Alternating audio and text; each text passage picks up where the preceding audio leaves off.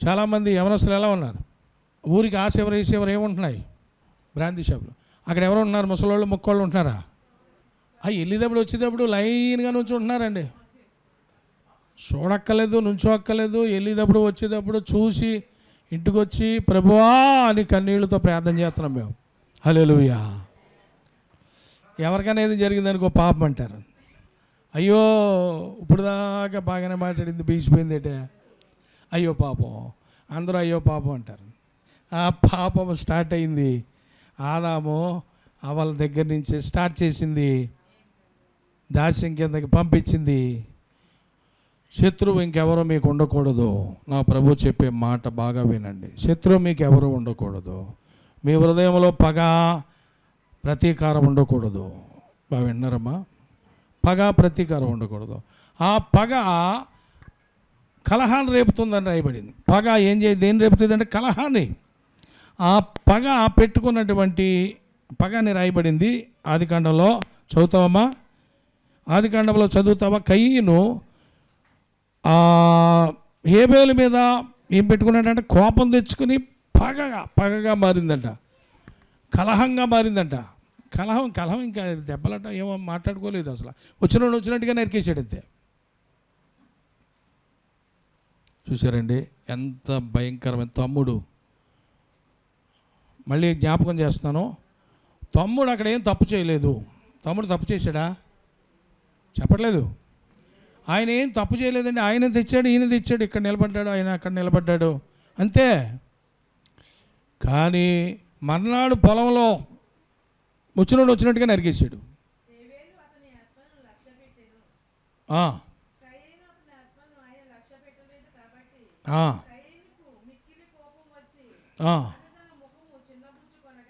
మిక్కిలి కోపం వచ్చింది, ముఖం చిన్నబుచ్చుకున్నాడు. ఎందుకు అంత కోపం? నన్ను అడిగితే నేను చెప్తాను కదా. అడిగారు, దేవుడు స్వయంగా మాట్లాడేవారండి అప్పుడు ప్రారంభంలో. నువ్వు సత్క్రియ చేస్తే తల ఎత్తుకున్నావా?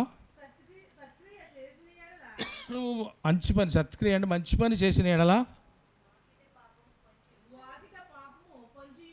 నీ వాకిట అంటే సత్క్రియ చేయకపోతే నీ వాకిట అంటే దీని వాకిట పొంచి ఉంది, పాపం పొంచి ఉంది. అవన్నీ కూడా సొంతం చేసుకున్నాడు. అప్పటికప్పుడే సైతాన్ ఎంత ఆవరించేసిందోనండి. ఆవరించేసి తమ్ముడిని ఏం చేసింది? చంపేమంది. చేతిలో ఉన్న కత్తితోటో గోడలతోటో నరికేసాడు. అప్పుడు వెంటనే మొండు అక్కడ, తల ఇక్కడ పడింది. మొరపెడుతున్నాడు హేబేలు. చచ్చిపోయిన వెంటనే ఇలా కొట్టుకుంటా మొరపెడుతున్నాడు, ఓ దేవా దేవా యెహోవా అని మొరపెడుతుందండి. పాపం మొరపెడుతున్నాడు హేబేలు. రక్తం మొరపెట్టిందని రాయబడింది అక్కడ. ఆ పాపం అక్కడ కట్ అయిపోయాడు కదండి. ఆ రక్తం అంటే ఆ ప్రాణం అది మొరపెడుతుందంట, ఓ యెహోవా అని. పైనుంచి చూస్తున్నాడండి దేవుడు. కొంతమంది అంటారు మధ్యలో వచ్చేసి ఆపచ్చు కదా అంటారు. మనందరికీ తెలియటానికి, దృష్టాంతములుగా ఉండటానికి దేవుడు ఆ కాలంలో చూసినట్టుగా చూడనట్టుగా ఉండెను అని రాయబడింది. ఇప్పుడైతే అంతటను అందరినీ ఆయన చూస్తున్నాడని రాయబడింది. కాబట్టి ఆయన చిత్తం అండి. ఆయన తయారు చేసిన పరమ కుమ్మరి. ఆయన ఒక కుమ్మరి ఇంత చిన్న అంత మట్టిలోంచి అందులోంచే ఇంత చిన్న పాత్ర, పెద్ద పాత్ర, బాగా పెద్ద బాణ చేస్తాడు కదా.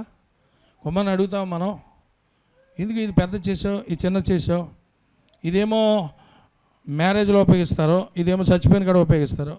ఇది నన్ను ఇంటికి చేసావని కొండ అడుగుద్దా? అంచేత మనం అందరం ఎవరండి? ఆ పరమ కుమ్మరి చేతిలో కుండలం.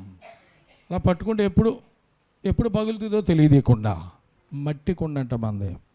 మనం మట్టి కుండలో చాలా జాగ్రత్త సుమా. ఆయుష్కాలం ఎంత ఉందో తెలియదు, ఎంత రాయబడిందో అంటారు, రాత అంటారు. ఇవన్నీ కూడా పరిశుద్ధ గ్రంథంలో ఉన్నాయి. అంటే మనం సొంత మాటలుగా వాడతాం వాటిని. దేవుని స్తోత్రం, హల్లెలూయా హల్లెలూయా. కాబట్టి బైబిల్ ఒక రోజు మనం చెప్పగలవా? ఎంత అద్భుతమైనటువంటి విషయాలు మనం తెలుసుకున్నాం. కాబట్టి కొన్ని విషయాలు మనం తెలుసుకుని ముగిస్తున్నాం. గమనించండి ప్రియులారా, ప్రార్థన చేసుకోబోతున్నాం. ప్రార్థనలో ఈ విన్న వాక్య భాగాలన్నీ కూడా ఎన్ని గుర్తున్నాయో అన్నిటిని ఒక్కొక్కటి జ్ఞాపకం చేసుకుంటూ మనల్ని మనము దిద్దుకుంటూ సరి చేసుకుంటూ, ఆ కోపం ఉందా, ఆ పగ ఉందా, ఎవరి మీద కలహం ఉందా, కలహం ఉంటే ఏమైపోతుందండి, అది పెద్దదై అది శత్రుత్వంగా మారిపోతుంది. దానివల్ల కీడే, మేలు కాదు. అంచేత ప్రతిదీ కూడా వాక్యమే ముఖ్యం. మెయిన్ ఉంటుంది కదా అన్ని శిష్యులకి. కాబట్టి మెయిన్ వాక్యము, పరిశుద్ధాత్మ వల్ల రాయబడిన వాక్య భాగాలు. మీరు బైబిల్ని ఎంత ఎక్కువ చదువుతున్నారో ఉపవాసం ఉండి, ఎంత అశ్రద్ధగా ఉంటున్నారో, నిర్లక్ష్యంగా ఉంటున్నారో నాకు తెలీదు, ఎంత శ్రద్ధగా ఉంటున్నారో తెలీదు. ఒకరోజు ఉపవాసం ఉండమన్నారంటే ఈరోజు గడిచిపోయిందంటే అయ్యో వెళ్ళిపోయిందా ఈరోజు, ఇంకొక గంట ఉంటే ప్రార్థనలో ఉందిరే, ఇంకొక అరగంట ఉంటే వాక్యం చదువుకుందిరే అని ఎప్పుడు మెలకు వస్తే అప్పుడు ఉలిక్కిపడి లేచి వాక్యం చదివేటువంటి వారం మేము. దేవుని స్తోత్రం. ఉలిక్కిపడి లేచి నిలబడి ప్రార్థన చేసేటువంటి భయము. అందుకనే ఆయన ఈ సేవా విధానాన్ని దేవుడు మాకు దయచేశారు. హల్లెలూయా. మేము సేవ చేయాలని ఎప్పుడు ఆలోచనలో లేదు. రాకముందు ప్రభు ఏర్పరచుకున్నారు, నీవు నాతో సాగితే నిన్ను నా సేవకుడిగా చేస్తాను అన్నారు. అంటే నాతో సాగవలను, అప్పుడే నిన్ను సేవకుడిగా చేస్తాను. చెప్పిన 7 సంవత్సరాలు సాగలేకపోయాను, తర్వాత సాగుతానని ఒప్పుకున్నాను. నీ అడుగులో అడిగేస్తాను ప్రభా, ఎస్ అని ఆయన అభిషేకించి సేవ 99-2000లో ప్రారంభం చేయడానికి కృపించారు. 25 సంవత్సరాలు కంప్లీట్ చేసి 26లో పెట్టారు, ప్రవేశపెట్టారు. ఆయనకే మహిమ కలుగును గాక. కాబట్టి ప్రియులరా, ఈ స్వాతంత్రం అనుగ్రహించి క్రీస్తు మనల్ని స్వతంత్రులుగా చేసి ఉన్నాడు.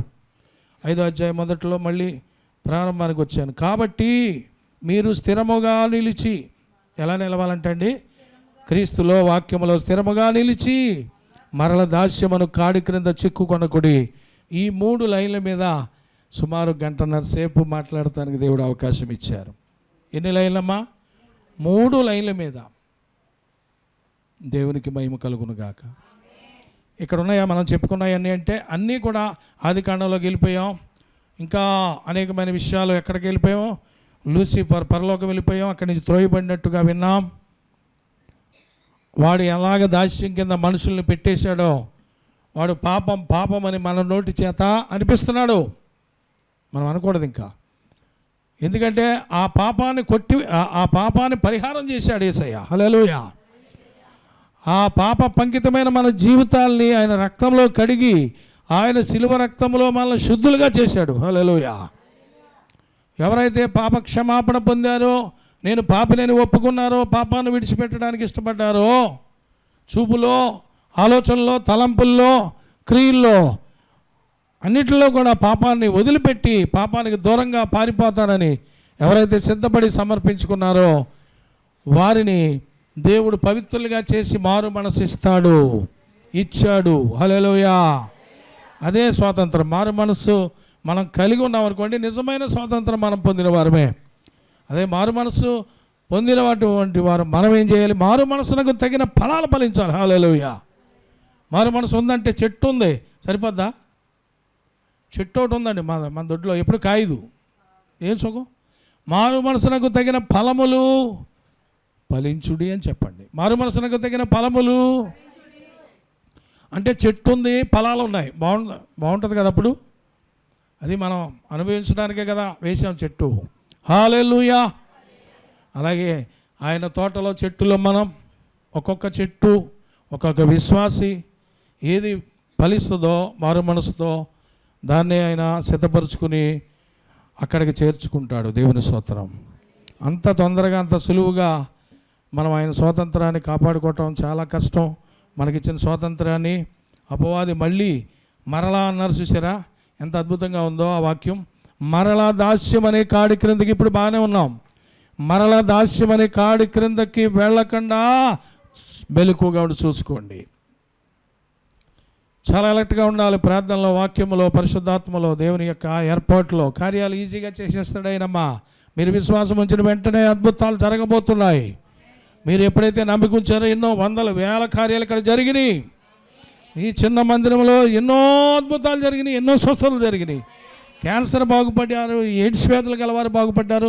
మళ్ళీ ప్రభు సవాలుగా చెప్పాడు, వెళ్ళి 7 వారాలు అయినా వెళ్ళు, డాక్టర్ దగ్గరికి వెళ్ళు అని అంటే HIV లేదని వచ్చింది నార్మల్ రిపోర్ట్. చప్పట్లు కొట్టి ఆయన భయపరచుదాం. ఉంది వచ్చిన రోజుని 7 వారాల తర్వాత వెళ్ళు అంటే లేదు. ఎవరు తీసేశారమ్మా? ఆయనే. చెప్తున్నాను వెళ్ళు, స్వస్థత ఇచ్చాను. క్యాన్సర్ కూడా ఏదైనా సరే అంత నమ్మకం ఉంచాలండి. అంత హృదయపూర్వకంగా ఈ స్థలానికి రావాలి, ఇంటికి వెళ్ళాలి. ఇంటికాడ కూడా రాత్రికి కూడా మంచి ఒక సైనికుడిలాగా మోకాళ్ళు వేసి యుద్ధ భూమిలో ఉన్నట్టు ఉండాలి ప్రార్థనతో. దేవుని స్తోత్రం. అప్పుడు చూడండి, మన సైనికులు ఇందాక చెప్పాను 4 వైపున మనకు సరిహద్దులు ఉన్నాయని. ఆ సరిహద్దులు ఉన్నాయి లేని వదిలేశారా? చుట్టూ సైనికులు ఎంతమంది కాపలా ఉన్నారండి? మిలిటరీ, నేవీ, సముద్రం మీద నేవీ. అంటే ఎంత మిలిటరీ ఉంది, లక్షల మీద ఉంటారు. పైనుంచి వైమానిక దళాలు, ఎవరన్నా శత్రువులు పైనుంచి వస్తుంటే కింద నుంచి షూట్ చేస్తారు. ఆ విమానం మందో కదో చూసి, శత్రు విమానాలు అయితే లోపల సముద్రాల్లోంచి వస్తూ ఉంటాయి యుద్ధానికి. వాటిని పసిగట్టి దాన్ని ఫైట్ చేస్తారు. దేవుని స్తోత్రం. ఎటు వచ్చినా సరే శత్రువు, ఏ పక్క నుంచి వచ్చినా సరే శత్రువు మన దేశంలో వాటిని ఎదుర్కోవడానికి అన్ని రకాల సైనికుల్ని సిద్ధపరిచి ఉంచారు మన భారతదేశంలో ఉన్న పెద్దల నాయకులు. అవునా కదా? అలాగే ఏ పక్క నుంచి, ఎవరిలో నుంచి, బంధువుల్లో నుంచి, ఇంట్లో నుంచి, బయట నుంచి, పక్క వీధిలో నుంచి, దూర ఊరు గ్రామాల నుంచి, ఏ పక్క నుంచి అయినా రావచ్చు వాడు శత్రువు. దాన్ని ఎదుర్కోవడానికి మనకేం కావాలి? దాన్ని ఎదుర్కోవడానికి ఏం కావాలి? మన దగ్గర ప్రార్థనా శక్తి కావాలి. మోకాళ్ళు కాయలు కాసినంత అనుభవం కావాలి. అలాంటి ప్రార్థనా యోధులుగా ఉన్నప్పుడే మనం వాటిని జయించగలదని మీకు తెలియజేస్తున్నాను. మన స్వాతంత్రాన్ని కాపాడుకుంటాము అని చెప్తున్నాను. 6వ వచనంలో యేసుక్రీస్తునందుండు వారికి సున్నతి పొందుట యందు ఏమీ లేదు, పొందకపోవట ఏమీ లేదు, కానీ ప్రేమ వలన కార్యసాధకమగు విశ్వాసమే ప్రయోజనకరము. హల్లెలూయా. ప్రేమ వలన కార్యసాధకమగు విశ్వాసము అదే ప్రయోజనకరం అన్నారు. దేవుని స్తోత్రం. ఇక్కడ 2 మాటలు కనబడుతున్నాయి. ఒకటి ప్రేమ, 2 విశ్వాసం. చెప్పండి. ఒకటి ప్రేమ, 2 విశ్వాసం. మనము ఎలాగ కాపాడుకుంటామంటే మన స్వాతంత్రాన్ని ప్రేమతోనూ, ఓకే, విశ్వాసంతోనూ. నిన్ను వలె నీ పొరుగువాడిని ప్రేమించు. దానికంటే ముందు ఒకటి ఉంది, నీ దేవుడైన యెహోవాను పూర్ణ హృదయంతో పూర్ణ మనసుతో ప్రేమించు. ప్రేమిస్తున్నానండి, నమ్ముకున్నానండి. ఎలాగ? క్రియల ద్వారా. అలాగే నిన్ను వలె నీ పొరుగువాడిని కూడా, నీ దేవుణ్ణి ప్రేమించాలి. అదే ఇక్కడ చూపిస్తున్నారు, ప్రేమ విశ్వాసం. ఈ అధ్యాయం అంతా మీరు ఇంటికి వెళ్ళిన తర్వాత చదవండి ప్రియులరా. చాలా అద్భుతంగా ఉంటుంది. ఇది శరీర కార్యాలు ఇక్కడ రాయబడ్డాయి. అవన్నీ కూడా జారత్వం, అపవిత్రత, కాముకత్వం విడిచిపెట్టాలి. అప్పుడు శత్రువుకు మనం దొరకం. విగ్రహారాధన, అభిచారం, ద్వేషాలు, కలహాలు, మత్సరాలు, క్రోధాలు, కక్షలు, భేదాలు, విమతాలు, అసూయలు విడిచిపెట్టాలి. అల్లరితో కూడిన ఆటపాటలు, ఇవన్నీ కూడా అల్లరితో కూడిన ఆటపాటలు అన్న మాట అదే సీరియల్స్, సినిమాలు. అమ్మో ఏదైనా వదులుతాం కానీ, ఇక్కడ వారాలైనా మానేస్తాం కానీ, నేను ఆ టీవీని ముద్దు పెట్టుకోకుండా ఉండలేను. ఆ సెల్ ఫోన్ని ఇలా ముద్దు పెట్టుకుని పొద్దున్నే లేచి సాయంత్రం దాకా ఒక 5-6 గంటలైనా దానికి కేటాయిస్తానన్నవారు ఉంటారు ఇక్కడ. ఎందుకు టైం వేస్ట్ చేసుకుంటాం? దేవుని రాజ్యానికి దూరంగా ఉన్నాం. అలాంటి వారితో చెప్తున్నాను. దాన్ని అత్తుకున్నవారు నా ప్రభుని అత్తుకోలేరు. వాట్సాప్లో, యూట్యూబ్లో చాలా వస్తాయి. అది డిలీట్ కూడా చేయను నేను. అది బాగా హ్యాంగింగ్ అయిపోతూ ఉంటాయి. ఒక్కోసారి దాన్ని తీస్తూ ఉంటాను. అసలు దాని మీద ఇంట్రెస్ట్ ఉండదు. ఎందుకంటే ఎప్పుడు కొంచెం సమయం వస్తే బైబిల్ తీయటం, చదవటం, ప్రయాణాల్లో అవ్వచ్చు, ఎక్కడైనా అవ్వచ్చు, వాక్యం, ప్రార్థన, సన్నిధి ఏర్పాటు. ఆ విధంగా దేవుడు నన్ను అలా జీరో చేసేసి దీనుడిగా చేసేసి మామ పనికిరానుడిగా చేసిన తర్వాత ఆ 17వ ఏట పైకి నన్ను మళ్ళీ నూతనంగా లేపారు. దేవుని స్తోత్రం. 0 అయిపోతే ఆయనకి బాగా పూర్తిగా లొంగిపోతాం. అనేకమైన శ్రమలు సోదరులు రావటం వల్ల అలాగైపోయాం. చచ్చి బ్రతికాం. చెప్పాను కదా ఇంత ముందుసారి. అనేకసార్లు పాయిజన్ తాగినా చావాలనుకుని ప్రభుని ఎరక్క ముందు ఆ మరణాల నుంచి విడిపించిన వాడిని ఎవరో తెలుసుకున్నాను. ఆ తర్వాత నేను స్నేహితులు అయ్యాం. హల్లెలూయా. ఆయన నన్ను ఇప్పటికీ వదిలిపెట్టలేదు. 44 సంవత్సరాల నుంచి నా చెయ్య విడవలేదు ఆయన. నేను ఎందుకు విడిచిపెడతాను ఆయన్ని? అందుకని ఇద్దరం కూడా హత్తుకునే ఉండటానికి ఇంకా కొన్ని ఏమైనా ఇలాంటివి ఉంటే చదివేటప్పుడు సులువుగా మనల్ని చిక్కులు పెడతాయి. అవన్నీ వదులుకుందాం, విడిచిపెడదాం. మోహపు చూపులు వస్తున్నాయేమో నీకు తెలియదు, కామాతృత ఉందేమో తెలీదు. ఇందాక కక్షలో విమతాలని చెప్పానే, అవి కూడా తీసేసుకోవాలి. ఈ ఒక్కరోజు ఇవన్నీ వదిలిపోవు. సహోదరుడా, చదువుతుండగా దీన్ని అర్థం చేసుకుని మళ్ళీ మోకాళ్ళేసి బైబిల్ అత్తుకొని ప్రార్థిస్తుండగా కొన్ని మీకు తెలియకుండానే పోతూ ఉంటాయి. అప్పుడు దేవుని కార్యాలు జరుగుతూ ఉంటాయి. ఆ విధంగా ఆత్మ సంబంధమైన వ్యక్తిగా నిన్ను దేవుడు మార్చును గాక. ఆశీర్వాదకరంగా కారకులుగా దేవుడు మిమ్మల్ని చేయును గాక. ఆమేన్ అనుకోండి. అలాగే మిమ్మల్ని ఈ శారీరకంగా స్వస్థతలు కూడా ఆయన చేయగలదుడు. ఆయన గొప్పవాడు. 18 సంవత్సరాల నుంచి నడువంగిపోయిన స్త్రీని ఒక మాటలో ఆయన ఏం చేశాడంటే దెయ్యాన్ని వెళ్ళగొట్టి నడువంగిపోయడానికి కారణమైన ఆ దురాత్మను పోగొట్టాడు. చక్కగా నిలబడింది. 18 ఏళ్ళ నుంచి వంగిపోయిందట నడుము. ఏముందో చూశాడు ఆయన. డెవిల్ గెట్ అవుట్ అన్నాడు, అంతే. పోయింది. ఆమె వంగిపోయిన ఆవిడ చక్కగా లేచి నిలబడింది. దేవుని స్తోత్రం. ఏదైనా ఆయన సాధ్యమే. ఆయనకి సమస్తము సాధ్యమే. ఒక పాపం తప్ప ఆయన పాపం చేయడు. పాపుల యొక్క పాపాన్ని పరిహారం చేయడానికి నరుడుగా అవతరించిన దైవ కుమారుడు. మళ్ళా తిరిగి మరణాన్ని గెలిచి తండ్రి దగ్గర ఉన్నాడు.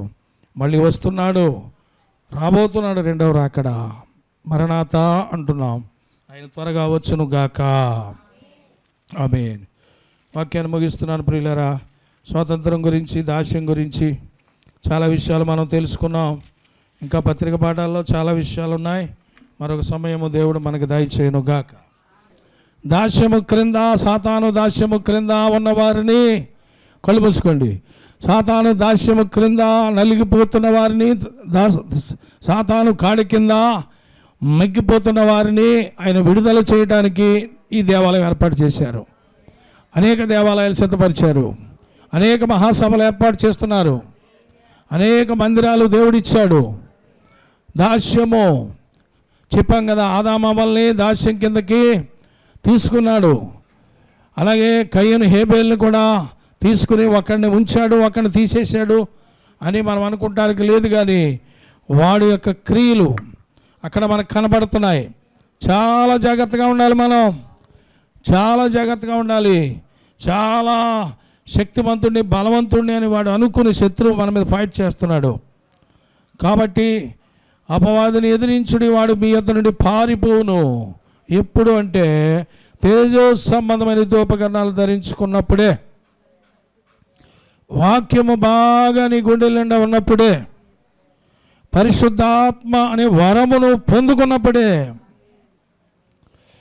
దేవాది దేవుడు మనకిచ్చినటువంటి అద్భుతమైన ఈ సందేశాన్ని బట్టి ఈరోజు రిపబ్లిక్ డే సందర్భంగా మనకి స్వాతంత్రం వచ్చి ఎన్ని సంవత్సరాలైందో, ఎన్ని కార్యాలు మనం సొంతంగా మనం చేసుకోగలిగాము. మన దేశంలో దాస్యము నుంచి విడిపించిన దేవుడు, అలాగే మన స్వాతంత్ర సమర యోధులు అని చెప్పుకుంటూ ఉంటాం.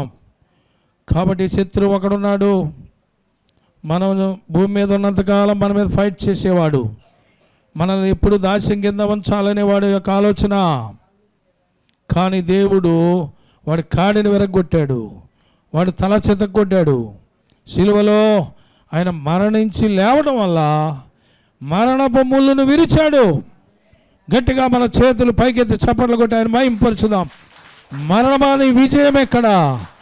మరణమాని ముళ్ళు ఆయన మరణాన్ని, అయ్యో పాపం అనే మాటని దూరపరిచాడు. ఆయన అయ్యో పాపం అన్న అలవాటు చేసుకున్నాం మనం.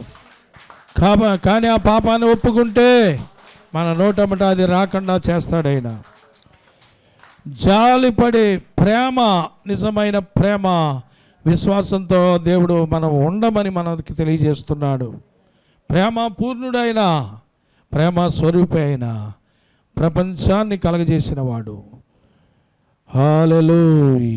ఒక్కసారి కన్నీళ్ళు బట్టి విడిచి ప్రార్థన చేయండి. రెండు చేతుల పైకెత్తి, యేసయ్యా నిజమైన ఆయన, ఈ పాపేచ్ఛల నుండి, భయంకరమైనటువంటి ఆ శత్రువు యొక్క భయంకరమైన ఆ పరిస్థితుల నుంచి నన్ను కాపాడినందుకు వందనాలు. రక్షణ పొందిన వారు, ఆత్మ కలిగిన వారు అలా చేయొచ్చు. ఇంకా రక్షణ లేకుండా, ఆ పరిశుద్ధాత్మ లేకుండా కొత్తగా విన్నవారు, ప్రభువా నిజమే, నా చూపు ద్వారా, నా తలంపుల ద్వారా, నా యొక్క నడక ద్వారా, నా పడక ద్వారా, అయ్యో ప్రభువా నీ గాయాలు మళ్ళా తిరిగి రేపుతూ, నిన్ను మళ్ళా సిలువకి ఎక్కించినంత పని చేస్తూ, నిన్ను బాధ పెడుతున్నాను, నిన్ను గాయపరుస్తున్నాను, మరలా గాయపరుస్తున్నానయ్యా, నన్ను క్షమించండి, నేను పాపిని అని ఒప్పుకుంటే, అయ్యో నా క్రియలు మంచివి కాదు, సత్క్రియలు చేయమంటే నా సొంతంగా నాకు ఎలా తోస్తే అలాగే ఈ శరీరంతో, ఈ బుద్ధితో, మానవ బుద్ధితో అపవాది తంత్రాల్లో పడిపోయి నేను కొట్టుకుపోతున్నాను. పోకిరి చేసల పోకిరి అల్లరితో కూడా ఆటపాటలు వద్దు నాయన, ఇప్పుడు దాకా చాలు, మరలా దాస్యంలోకి నేను వెళ్ళలేను, నేను పవిత్రమైన పనులు చేస్తాను, దైవజనులు చెప్పినట్టు నిజమే గ్రంథాలు చదువుతాను, వాక్యం ప్రకారం బ్రతుకుతాను అన్నవారు కుడి చేయి పైకెత్తితే మీకోసం నేను ప్రత్యేకంగా ప్రార్థిస్తాను. నాయన, ఈ లోక సంబంధిగా నేను ఉండలేను, నేను పరలోక సంబంధిగానే భయముతో నడుస్తానయ్యా. దైవజనులంతా ప్రయాసపడి చెప్పింది వృధా చేయను. నీ మాటలు, నీ వాక్యము, ప్రార్థన. మహోన్నతుడా, నీ పరిశుద్ధమైన నామాన్ని స్తుతిస్తున్నాము. ఈరోజు రిపబ్లిక్ డే సందర్భంగా, ఈ గణతంత్ర ఈ యొక్క దినోత్సవం సందర్భంగా మేము మా భారతదేశం కోసం ప్రార్థిస్తున్నాం. మీరు మాకిచ్చిన స్వాతంత్ర్యం, 200 సంవత్సరాలు పరిపాలన చేసినటువంటి ఆ బ్రిటిష్ వారిని మా దేశం విడిచి పొమ్మన్నప్పుడు అప్పటి నాయకులు, నాయన పెద్దలు ఎంతో త్యాగాలు చేశారు, స్వాతంత్ర సమరయోధులు.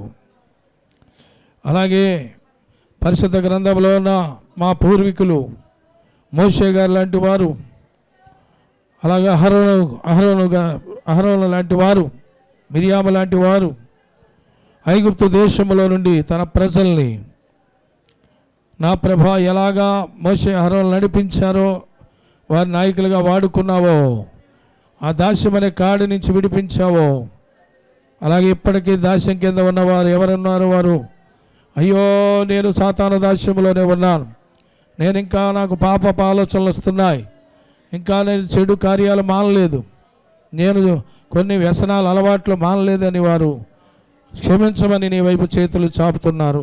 క్షమించి మన్నించి పవిత్రులుగా చేసి, ఇంతసేపు ఓపికతో వాక్యం విన్న నీ బిడ్డలు ఇక్కడే విడిచిపెట్టకుండా నీ మందిరములో నుంచి వారు మళ్ళా ఇంటికి వెళ్ళిన తర్వాత గుర్తు చేసుకునే భాగ్యం, జ్ఞాపకము చేసుకునే భాగ్యం, నెమరు వేసుకునే భాగ్యము, ఇంకా గలతీ పత్రిక 5వ అధ్యాయం కానీ పత్రిక పాఠాలన్నీ చదువుకుని ధన్యులగినట్లు నోట్స్ రాసుకుంటే చూసుకుని ప్రభువాని కన్నీళ్లు కార్చి ఇంకా ఎలా సిద్ధపడాలి, సంపూర్ణమైన భక్తి ఎలా చేయాలి, ఆత్మ ఫలాలు ఎలాగా, అలాగే మారు మనసును తగిన ఫలాలు ఫలింపజేయమని అడిగే సిద్ధపాటుని బిడ్డలకి దయచేయమని, ఈ సేవకుడు ప్రయాస వృధా అవ్వకుండా ఇంతసేపు నిలబెట్టి వాడుకున్నందుకు నిన్ను మహింపరుస్తూ, నీ రాకళ్ళు ఎత్తబడే గుంపులు నీ బిడ్డలందరినీ ఒక్కొక్కరిని ఉంచి పరిశుద్ధాత్మతో నింపి నడిపించమని